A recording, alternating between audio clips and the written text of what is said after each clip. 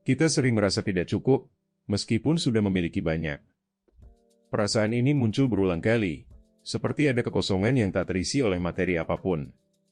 Bayangkan sebuah ruang tamu yang dipenuhi furnitur mewah, namun hati tetap berdebar mencari sesuatu yang tak terlihat. Kita bertanya, apa yang menahan rasa cukup dalam diri kita?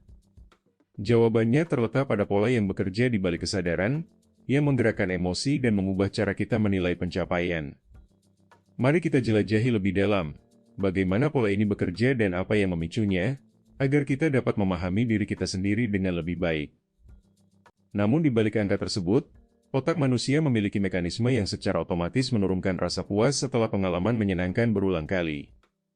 Penelitian menunjukkan kebahagiaan meningkat tajam selama 3 bulan pertama setelah membeli mobil baru, kemudian kembali ke tingkat semula.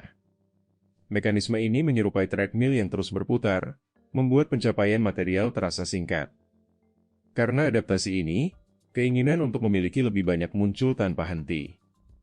Hal ini menambah beban mental ketika kita terus mengejar target baru. Meski demikian, proses ini dapat dipahami sebagai cara otak melindungi diri dari overstimulasi.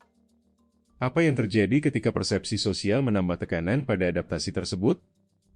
Justru disinilah masalahnya muncul, menyiapkan panggung untuk perbandingan sosial. Namun otak yang cepat beradaptasi tetap dipengaruhi oleh apa yang dilihat di sekelilingnya, terutama melalui media sosial. Studi menemukan bahwa pengguna yang secara rutin melihat foto rumah mewah di platform visual melaporkan kepuasan hidup setengah poin lebih rendah dibandingkan yang tidak melakukannya. Cermin sosial ini menciptakan standar yang terus naik, membuat setiap pencapaian terasa kurang. Karena perbandingan ini, rasa cukup menjadi bayang-bayang yang selalu berlarut. Oleh karena itu, tekanan sosial memperkuat siklus ketidakpuasan yang sudah ada. Solusi tidak dapat datang dari materi semata, melainkan dari cara kita mengatur pandangan. Bagaimana cara mengurangi efek cermin sosial tanpa mengisolasi diri? Jawabannya terletak pada kebiasaan digital yang terkontrol. Dengan memahami bagaimana pikiran kita bekerja, kita dapat merancang tindakan untuk menetralkan efek yang tidak diinginkan. Batasi paparan media sosial dan mulailah mengadopsi teknik pernapasan yang menenangkan. Selain itu, fokuslah pada kebutuhan yang sudah terpenuhi dan tambahkan sedikit peningkatan sebagai hadiah untuk diri sendiri. Dengan melakukan langkah-langkah ini, kita dapat meredakan kebisingan pikiran dan menumbuhkan rasa pemenuhan yang berkelanjutan, sehingga rasa cukup dapat tumbuh kembali dalam diri kita. Ketika kita mulai membatasi waktu untuk terjebak dalam dunia maya, mengembangkan kesadaran pernapasan, dan mengelola keuangan dengan bijak, kita mulai merasakan perubahan dalam keseharian. Kita menjadi lebih tenang, lebih puas dengan apa yang kita miliki, dan hubungan kita dengan orang lain menjadi lebih mendalam. Rasa tidak cukup yang sering menghantui kita mulai memudar, digantikan oleh rasa syukur dan kepuasan.